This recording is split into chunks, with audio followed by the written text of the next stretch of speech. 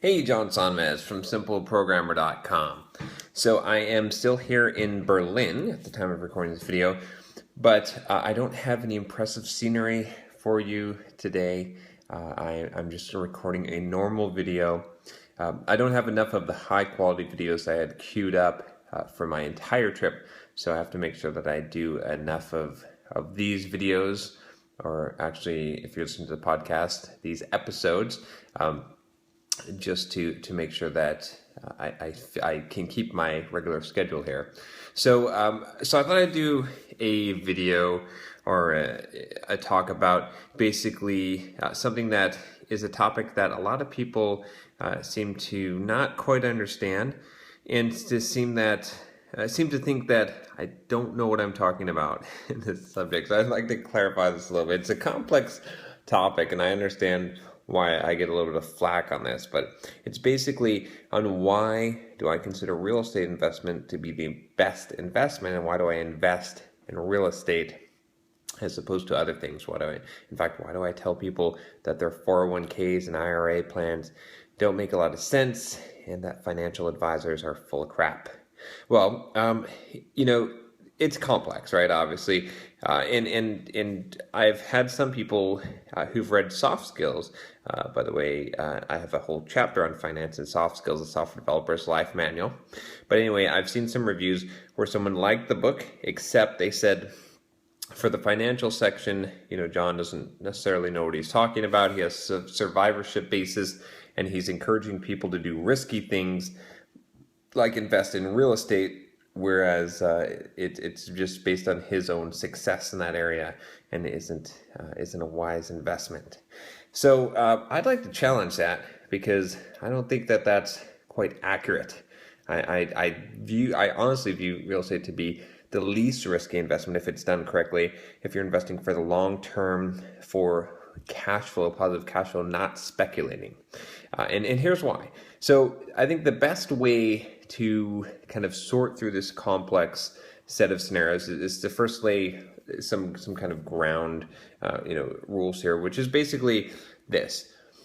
In investing, there is not any kind of large arbitrage situation. So what do I mean by this? An arbitrage situation is when there's a clear advantage thing to do that's better than everything else, and doesn't come at a higher cost. There's nothing like that, right? Otherwise, everyone would be doing that, right? I mean, it just doesn't make sense, right? In today's world, maybe where information was a little bit more hidden and people didn't have access to things, but today, there's basically no general arbitrage situation. What instead you have investing, if you have some amount of money and you want to invest that money, is you have various trade-offs. And so some investments are very hands-off and liquid, right? And those investments usually, for being hands-off, meaning you don't have to do much, you can just put your money in and it grows, or whatever the investment, or you don't have to manage that investment. And liquid mean you could take the money out and pull it out. Usually those investments either have a very low yield, so they don't give you a very high return, and they usually carry high risks with them, or some kind of trade-off between the two, right? If you have something that is a high yield, it probably is high risk. If it's low yield, it's probably low risk, right? So you've got things like that, like investing in stocks, in mutual funds, in bonds, combinations of stocks and bonds, things like that, securities, all those type of things kind of fall into that category, because they're really hands-off, right? But then you've got other trade-offs, right? You could invest with hands-on types of things, where now your knowledge and your actual effort that you're putting into it is going to allow you to get something better, right? So not to have as much of a trade-off. So maybe you can get something that's fairly high yield and low risk. And that's where things like real estate, I believe, fall into. Also things like doing very complex options trading, right? The kind of things that hedge funds might do, where you're basically using options and a lot of information about the market to basically position yourself with rules that will ensure that you've got a good return. I don't want to get into all the complexities of that, but I just want to set that as a basic standard, right, for judging an investment. There's nothing that you can just, there's no investment out there that you can put your money in, not have to do anything, and get an extremely high return with an extremely low risk. There's nothing like that. It doesn't exist, right? If that exists, everyone would do that. So we're managing trade-offs. So here's what I would pose to you then. Let's say you have $5 million, okay? You can't make any more money. You just have the $5 million, and you have to live off that money, retire off of that money, and hopefully preserve that money and grow it. You can invest it in wherever you want, but the rule is you can't get any more money. If you lose that, it's gone, and you die essentially, and you can't make more money. So what do you do with it? Well, would you really take that $5 million and do the investing that you're doing now? Would you give it over to your managed fund, like maybe your 401k or IRA, where maybe you can make a 5 to 10% return? You're hoping for maybe that range, but you could take a 50% hit one year, being hands off with that. Would you really do that with $5 million cash? I wouldn't do that. I don't think many people would do that. You can't take that. You can't afford to take that risk, because what if you lose that initial capital? What if you lose that money? Then you're going to kind of be screwed, right? I mean, it's, when you think about it that way, it's risky, right? Any kind of aggressive type of growth strategy is going to be bad. And do you really want to hand that over to a financial advisor and then hope that they get you a return? On good years, yeah, anyone can get a return, but on bad years, are you going to lose your initial capital and be screwed? Remember, you got to live off of this money as well at the same time. So, I personally wouldn't do that. I think most of you, if you think about that, honestly, if you had $5 million, you wouldn't invest it that way. If you had to live off of it and you couldn't afford the loss, right, you need something more secure. So then we move on. So what's more secure than that? Well, how about something that's ultimately secure, right? This, probably the most secure investment vehicle that I've come across, is called a TIPS, which is a Treasury Inflation Protected Security. This means that it is basically a T-bill, a government bond from the United States government that is backed by the government, guaranteed rate of return, and it's protected against inflation. So if you have inflation, it will be adjusted accordingly to give you the same yield, whatever that yield is. Well, that seems like a great idea. I mean, you could buy those up, right? And if that's a good investment, you have to do nothing and you have pretty much zero risk, right? Unless the U.S. government defaults, which, if that happens, all hell breaks loose. But that's pretty good until you look at the return. So the return on something like this, of a perfectly solid investment that has zero risk, is for a 10-year yield, that means that you have to hold it for 10 years, 10-year maturity on it. Right now, at the time of recording this video, is about 0.45%. Yeah, that's right, 0.45%, not even 1%. And on a 25-year yield, that's on a 10-year yield. On a 25-year yield, it would be about 1.1%. So that's not going to work out either, right? You can't live off of the 1.1%. It's not growing your money. It's not a wise investment. Maybe if you had $50 million and you just absolutely didn't want to lose it, and you wanted to live off of it, then you could do that and use staggered tips to generate enough income to live off of and sort of grow your principal a little bit without any risk, but not with $5 million, right? So then where does that really leave you at this point? Find me another investment. First of all, find me a hands-off investment where you don't have to do anything and you have low risk, but you have a high enough return to beat inflation and to beat the taxes that you're going to have to pay on the money that you make to be able to survive off of that $5 million.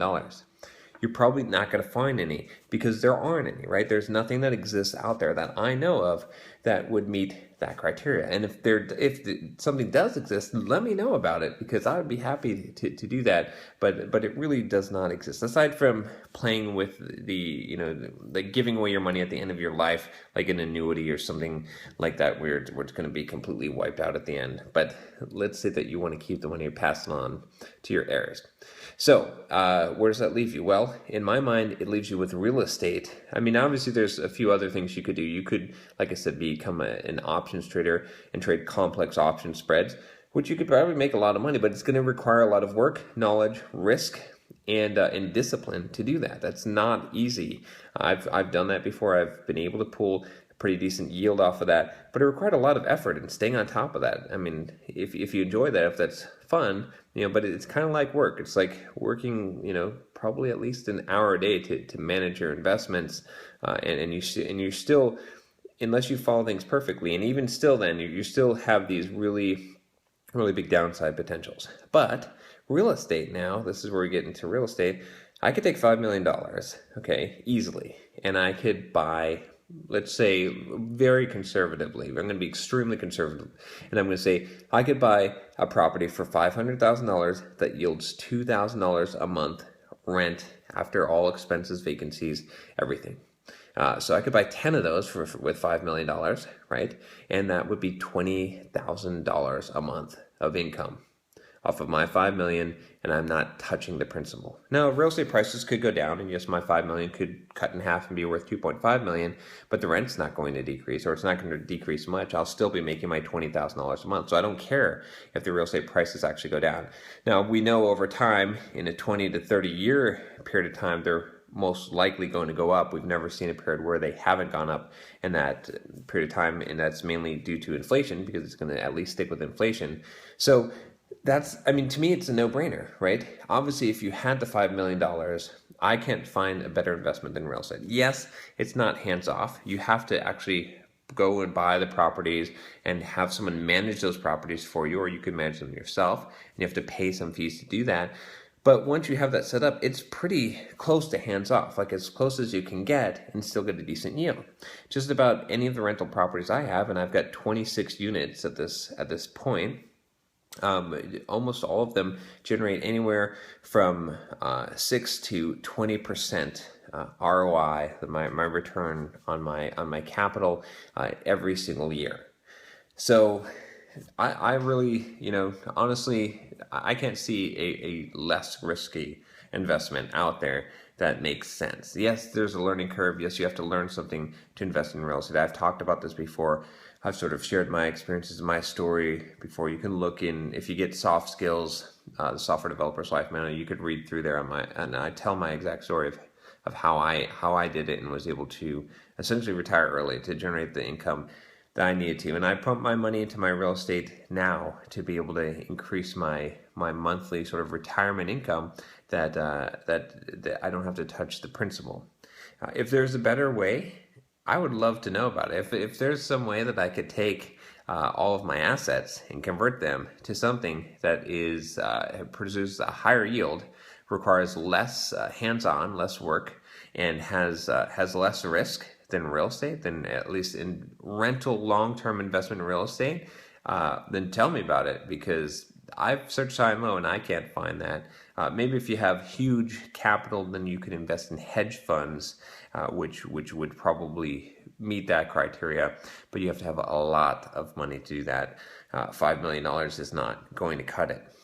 So anyway, that's what I have to say about that. I definitely encourage you, if you think I'm wrong about this, challenge me, but don't challenge me with what your financial advisor says and so-called experts on finances, because unless they have made millions and they're actually multimillionaires, then their advice is pretty much crap. It's just speculation.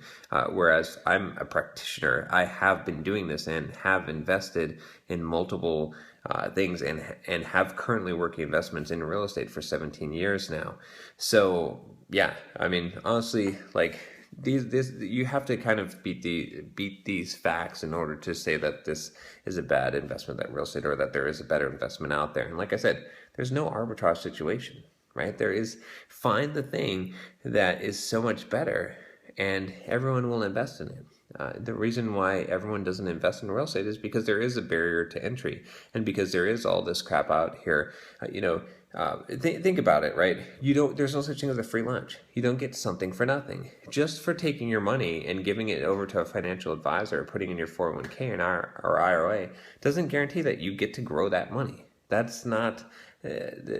doesn't make any sense. To have no knowledge about a thing, to do no work, and to get rewarded for it just because of the time value of money. The time value of money is exactly what the TIPS pays, right? I talked about the Treasury inflation protected security. That is what it actually pays. And anything you get beyond that, you're getting paid for risk, right? You're getting paid for risk. So think about that. You're taking a gamble and getting paid. That, at least in that equation. With real estate, you're getting paid for knowledge and for work, right? You're actually doing something that has a higher barrier to entry, and so you're getting paid more for that. That's why there's a higher yield with a low, while you still have a low risk. So anyway, that's what I have to say about that. If you have any questions, if you have any concerns, if you'd like to see more of these kind of real estate or investment related videos, let me know. And don't forget to subscribe to the channel, or just subscribe to the podcast if you're listening through the podcast. Take care, and I will talk to you next time.